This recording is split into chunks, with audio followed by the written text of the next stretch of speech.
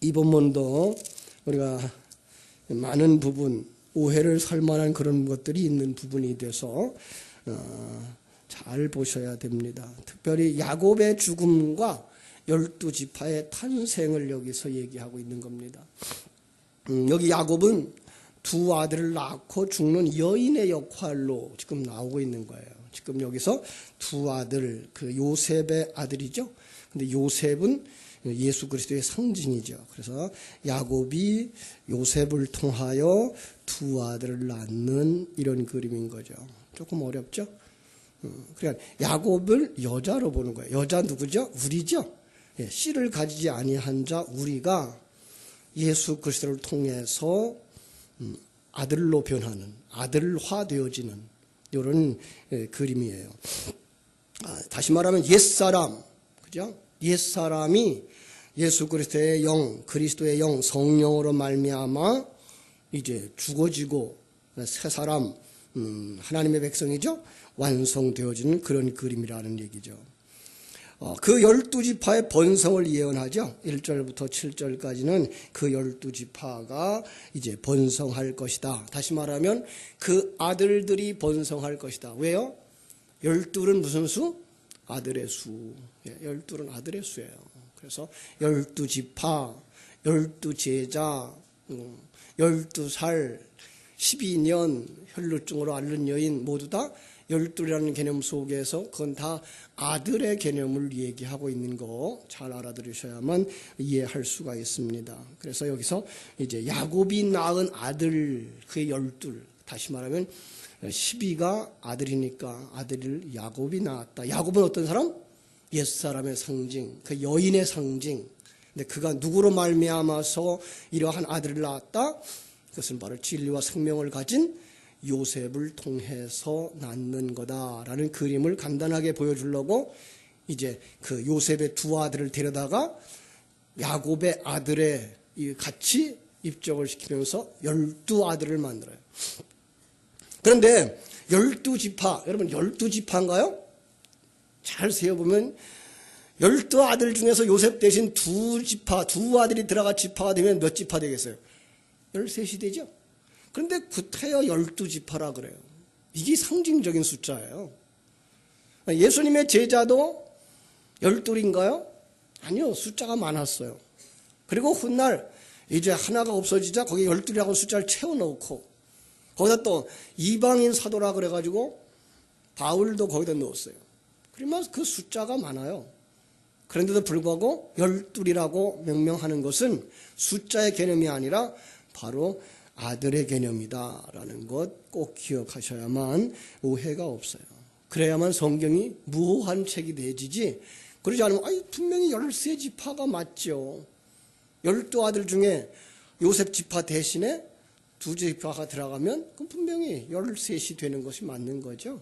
이런 것들이 이제 세상 것, 그 숫자 개념과 성경이 말하고 있는 숫자 개념의 다른 부분이에요. 그 예언은 영적으로 성취되어지죠. 그러니까 지금 성경이 말하고 있는 건 대부분이 다 영적인 것들이에요. 그런데 어떤 때는 그들의 속에 세상적으로도 성취되어져요. 이런 모습이죠. 지금 가나안 땅에 들어갈 거다라는 말은 가나안이 새 하늘과 새 땅을 얘기하는 거죠. 그런데 불구하고 그들이 정말 가나안 땅으로 들어가는 건 그 세상 것을 통해서 보이지 아니하는 하나님 나라를 예표해 주기 위해서 실현되는 거예요. 하나님께서 복을 주마라고 말하면 그 복은 하늘나라의 복이기 때문에 이 세상에서 보이지 않는 게 정상인데 불구하고 어떤 땐 그들이 물질적인 부요함을 가져요. 그래서 그 물질의 부요함을 가지고 보이지 아니하는 하나님 나라의 부요함을 깨달아 알게 하시는 그런 부분으로 나오기 때문에 성경은 어떻게 보면 굉장히 일괄성이 없는 책처럼 보이게 되어 있어요. 우리가 잘 아는 대로 아브라함, 그러면 아브라함은 굉장히 약속대로 복을 받은 사람으로 우리가 여겨지잖아요. 재산도 많아졌고. 그러나 이삭의 두 아들 야곱과 에서를 볼 때는 야곱은 복받은 자요, 에서는 복을 받지 못한 자로 여겨지는데 세상에서 잘 살고 잘 먹던 사람은 에서였다고요. 이런 부분에서 우리가 일괄성이 없는 책처럼 보이는데 그건 아니에요. 바로 하나님이 말씀하시는 복, 그건 영적인 거예요. 새 하늘과 새 땅에 들어가서 하나님의 풍요와 하나님의 부요함을 누릴 수 있는 사람이 되는 것, 그것이 진정한 복이다. 그런데 그걸 보이는 것들로 설명해 줄 수밖에 없었어요. 왜? 보이지 않는 건 우리가 알아볼 수가 없잖아요. 그래서 보이는 것으로 어떤 때는 설명을 해줘요. 그러면서 또다시 보이지 않는 것으로 설명해 주기 위해서 하나님의 백성들에게서 부요함을 또 배제해 버려요. 그래서 어떤 사람은 복받은 사람이라고 해서 물질적 부요를 가지고 나타나기도 하고, 어떤 사람은 복받은 사람임에도 불구하고 물질적 부요함이 없는 빈곤의 모습으로 나타나기도 하는 거죠. 그렇게 잘 이해하시면 됩니다. 그래서 그 여자의 역할, 뭐가 여자라고 했어요? 씨를 가지지 아니한 자, 진리의 말씀, 예수 그리스도를 가지지 아니한 자를 다 여자라고 말하고 있고, 그 여자가 죽고 쌍둥이가 태어나는, 쌍둥이 무슨 수예요? 둘, 그건 증인의 숫자지요. 그래서 아들, 두 사람 나오면 그건 성경 속에서 우리가 증인의 역할을 가르쳐주고 있는 걸 볼 수가 있습니다. 13절로 20절에서 보면은 므낫세와 에브라임을 축복하는 야곱의 태도에서 볼 수 있는 영적 의미를 우리가 살펴봐야 되죠. 장자 므낫세고 차자가 에브라임. 그러므로 요셉은 야곱의 오른손으로 장자의 머리에 얹도록 오른쪽에다 갖다 이렇게 세워놨고, 차자 므낫세 에브라임은 왼손으로 얹을 수 있도록, 편하게 손을 얹을 수 있도록 아버지의 앞에다가 두 아들을 세웠어요. 자, 그런데 그 앞에 요셉이 어떤 상황이라고 얘기를 하죠? 나이 많아서 나이로 말미암아 어두워져, 눈이 어두워져 보지 못한다. 자, 보지 못해요. 그런데 아들을, 그 손자를 축복하는 그 손을 어긋맡겨서 장자에게 얹어줘야 할 오른손을 차자에게 얹어주고, 차자의 손에 머리를 얹어줘야 할 그 왼손을 장자의 머리에 얹어줘요. 요셉이 굉장히 이상하게 생각했죠. 그리고 아버지 그렇지 않아요. 얘가 장자예요 라고 말했더니 뭐라고 말씀하세요? 안다, 나도 안다. 그래서 그 야곱은 세상의 어떤 보이는 것으로 그 자손, 그 손자들을 축복하고 있는 것이 아니라 하나님의 안목으로 그들을 축복하고 있는 모습을 볼 수가 있습니다. 그렇습니다. 요셉 자식에 대한 하나님의 축복이 혈통적인 계승을 넘어서는 모습이에요. 여기서는 요셉이 그리스도의 예표로 나오지 아니하고 그냥 야곱의 아들의 모습으로 등장하고 있는 거 잊지 마시기 바랍니다. 야곱은 하나님의 주권, 언제나 하나님의 은혜에 의해서 선택되어지고 하나님에 의해서 실행되어진다는 걸 알았죠. 그의 일생을 통해서 그렇게 알았고, 그는 지금 지팡이를 의지하고 그들을 축복하죠. 지팡이, 하나님의 주권, 하나님의 말씀, 하나님의 인도하심이죠. 그래서 그는 하나님의 인도하심을 믿는 마음으로 그 두 아들을 축복하는 거예요. 자, 그런데 여기서 우리가 꼭 기억해야 할 것 하나 또 있어요. 성경 속에 왜 그렇게 하나님이 장자는 내 것이다, 내게 바쳐라 그래요. 그죠? 장자는 내 것이다, 내게 바쳐라 그러면서 하나님 앞에 장자를 데리고 나가면 이건 아니고 그 다음에 차자를 이렇게 선택해요. 왜 그랬을까요? 여기 상당히 깊은 의미들이 있어요. 성경 전체 속에서 장자는 누굴까요?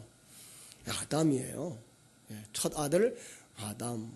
근데 아담이 타락했기 때문에 아담을 하나님이 징계한 것으로 나오고, 둘째 아담 누구예요? 예수 그리스도. 그가 장자의 그 자리에 올라가는 거예요. 그래서 하나님이 원하는 장자는 육에 의한 장자가 아니라 하나님의 창세전 선택에 의한 장자, 그를 내게 가져와. 난 그것만 받아. 이 얘기가 장자는 다 내게로 가지고 오라 라고 하는 얘기를 하고 있는 거예요. 그런데 이스라엘 백성들은 그걸 알지 못해서 그냥 육으로 속한 아들들 가운데 장자를 하나님께 드리려고 그랬어요. 그런데 하나님은 그때마다 버리죠. 그래서 아담과 하와가 첫 번째 낳았던 장자 가인도 버리고, 자, 그리고 이제 두 번째로 쭉 나오면서 야곱과 에서 가운데에 하나님이 에서를 버리고 야곱을 택하고, 여기서도 지금 그 장자를 패하고 그 처자를 택하고, 후에 가서는 왕을 세우는 일도 여기에 속하죠. 하나님이, 이스라엘 백성들이 하나님에게 대하여서 왕을 세워주세요 라고 얘기하죠. 그때에 너희들이 세워봐 라고 해서 그들이 찾아서 인간적이고 아주 훌륭한, 키가 남보다 어깨 위는 더한, 이게 굉장히 출중한 이런 의미예요. 그러니까 굉장히 출중한 사울을 택하여 왕으로 세웠더니 하나님이 난 그거 원치 않아. 그리고 폐위시키고, 그리고는 하나님이 어떤 사람을 택해요? 아버지도 인정하지 않는, 그냥 여러 아들 가운데 아버지도 인정하지 않는 그 아들, 그를 택하여다가 다윗 왕을 세워서 그 하나님의 역사를 이루는 모습을 보여주죠. 바로 이런 모습들이에요. 첫 번째 아니고 두 번째. 그러나 이것이 바로 장자. 이것을 꼭 기억하시면 여기서도 바로 그 일을 기억할 수 있습니다. 성경 속의 여인들이 임신할 수 없는 상황이 있다고 또 나오죠. 성경 속 여인들은 왜 그렇게, 언약의 자손들은 여인들이 임신할 수 없는 상황이 펼쳐지죠. 그리고 마지막엔 또 임신을 해요. 임신하지 못하던 상황, 심지어는 경수가 끊어져, 여자의 기능이 다 없어졌어. 그런데도 불구하고 그 속에 아들이 나와요. 무슨 뜻이에요? 그 아들은 인간에 의해서 태어나는 아들이 아니라 하나님에 의해서 태어나는 아들이야. 이거를 예표해 주고 계신 거예요. 그러니까 아주 우리가 오해하면 자녀를 낳지 못하는 그런 부부들에게, 아니야 봐, 하나님은 이런 상황에서도 아들을 주셨어, 기도하면 아들 줄 거야, 이런 얘기가 아니라 성경 속의 얘기는 바로 인간의 힘으로는 아무도 아들을 만들어낼 수 없다라는 걸 표현하기 위해서 그 언약의 자손들의 부인들이 아기를 가지지 못하는 상황으로 쭉 끌고 가는 거죠. 그리고 여자에게서 조건이 다 떨어졌을 때에 하나님이 그를 통해서 아들을 낳게 하심으로, 이 아들은 누가 낳은 거다? 하나님이 낳은 거다. 그 하나님이 낳는 아들이 누구예요? 바로 여러분 속에 있는 새 사람. 우리도 우리의 힘으로 새 사람을 만들어낼 수 있는 능력은 하나도 없다. 그런데 하나님이 진리와 생명의 말씀을 우리 속에 임하셔서 우리 속에서 아들로 완성시키는, 그것이 바로 아들을 낳는 모습이다라는 거 꼭 기억하시기를 바랍니다. 그럼 하나님의 백성들은 결코 인간의 자격이나 조건이나 능력에 의해서 태어나는 것 아니에요. 그런 것이 있으면 에베소 2장 8절 9절 뭐라 그래요? 자랑할 것이 있겠지만 우리는 하나님의 은혜로 된 것이어서 자랑치 못하게 하려 함이니라 라고 말씀하고 계시죠? 그렇습니다. 15절 16절 다시 한번 읽겠습니다. 15절 16절. 그가 요셉을 위하여 축복하여 이르되 내 조부 아브라함과 아버지 이삭이 섬기던 하나님, 나의 출생으로부터 지금까지 나를 기르신 하나님, 나를 모든 환난에서 건지신 여호와의 사자께서 이 아이들에게 복을 주시오며 이들로 내 이름과 내 조상 아브라함과 이삭의 이름으로 칭하게 하시오며 이들이 세상에서 번식되게 하시기를 원하나이다. 야곱은 그들을 축복할 때 누구를 부르고 있어요? 아브라함의 하나님, 이삭의 하나님, 야곱의 하나님. 그러면서 그 야곱에 대해서 뭐라 그러죠? 하나님이 나를 출생부터 지금까지 돌보아 주시고 지켜주신 그 하나님이라고 말하죠. 그럼 야곱의 일생 속에서 이제 야곱은 뭘 보았다? 130년 될 때는 그러니까 험한 길, 나그네 길로 자기의 인생을 보았어요. 그런데 147대 때 하나님 앞에 죽음에 이르렀을 때 그는 뭘 봤다? 내 인생 이 모든 것이 하나님이 지켜주시고 보호하여 주시고 그래서 만들어주신, 이걸 보았어요. 그래서 그는 거기서 이렇게 고백하는 거죠. 그죠? 나의 출생에서부터 지금까지 나를 기르신 하나님, 나를 모든 환난에서 건지신 하나님, 이렇게 말하는 거죠. 그런데 야곱의 일생 속에서 하나님이 지키고 보호하신 그 모습들이 보입니까?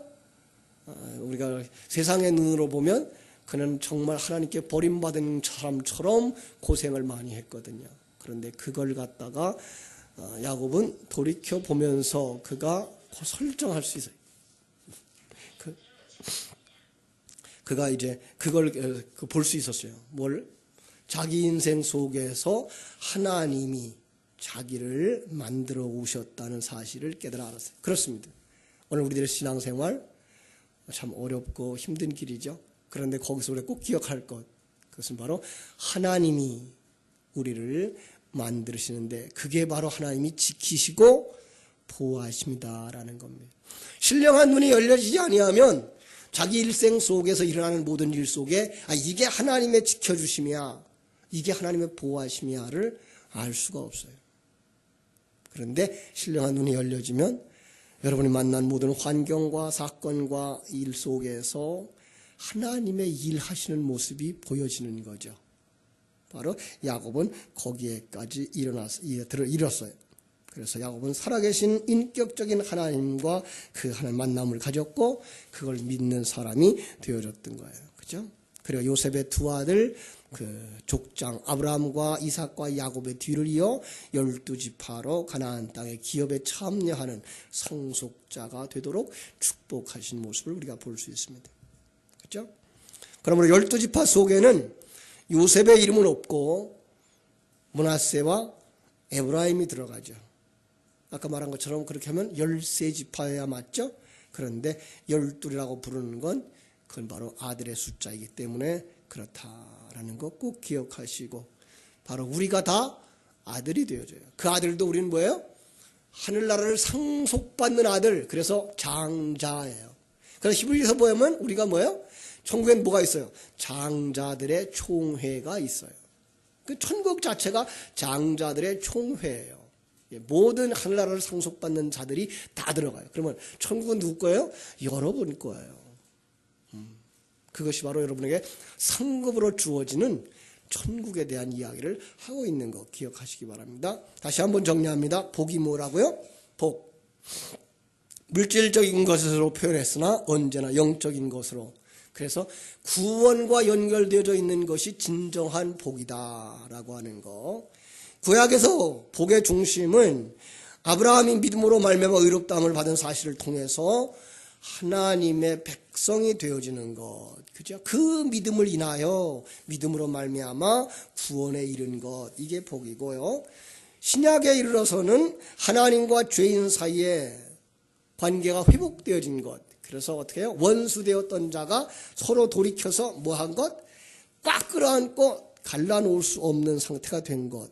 이걸 갖다가 제가 요즘 어떤 말을 썼죠? 접붙임. 그래서 접붙임이라는 말을 썼어요. 재미난 건 성경 속에 이런 표현들이에요. 12해를 혈루증으로 앓던 여인이 예수님의 옷자락을 만지고 병났다 그랬죠. 그런데 그 옷자락을 만졌다고 하는 그 만졌다고 하는 단어가 그 가장 강력한 접착제가 악교라네요. 악교로 접붙임 이렇게 땜질한 거죠. 그러니까 예수님과 뭐예요? 뗄 수 없는 상황에 붙여짐. 이게 구원인 거예요. 그러자 뭐예요? 그 혈루의 근원이 그치고 12살 먹은 여자아이가 일어나는 이런 그림을 통해서 그 12해 동안을 씨를 가지지 못하고 흘려버리던 여인이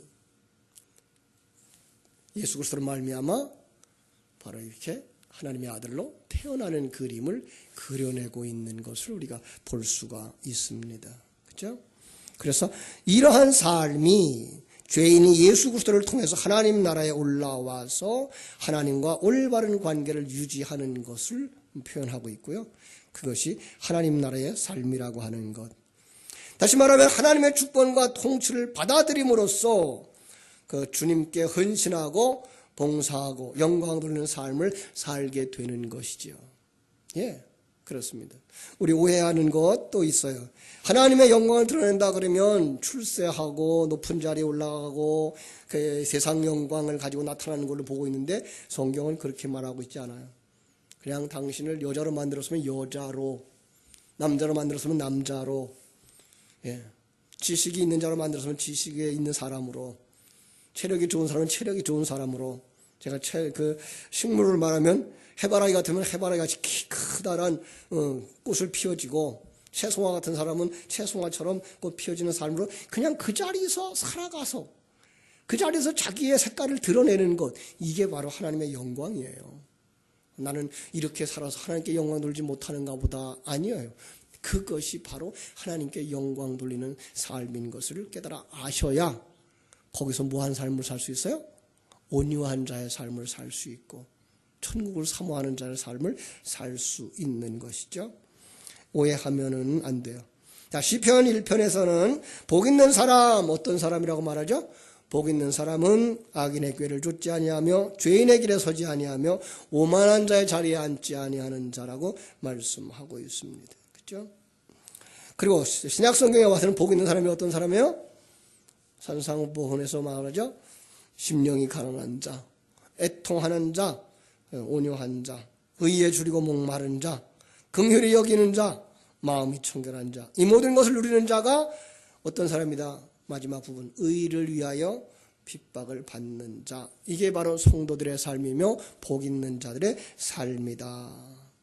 이 대표적인 삶을 산 사람이 누구? 야곱이었다. 그래서 야곱의 일생이 이렇게 길게 기록되어져 있는 것이고, 훗날 이제 이 삶이 어떻게 펼쳐져요? 출애굽한 이스라엘 백성들의 광야 생활로 그려져요. 그래서 광야 생활 40년 동안 하나님의 백성들이 그 40년의 기간 동안에 그 옛사람들의 모습이 하나하나 벗겨져 나가는 그림으로 그려지고, 그 속에서 하나님의 사람이 어떻게 완성되어져서 가나안에 들어가는가가 그려지면서 그 모든 그림을 요셉이라고 하는 자의 장례 안에 다 넣어놔요.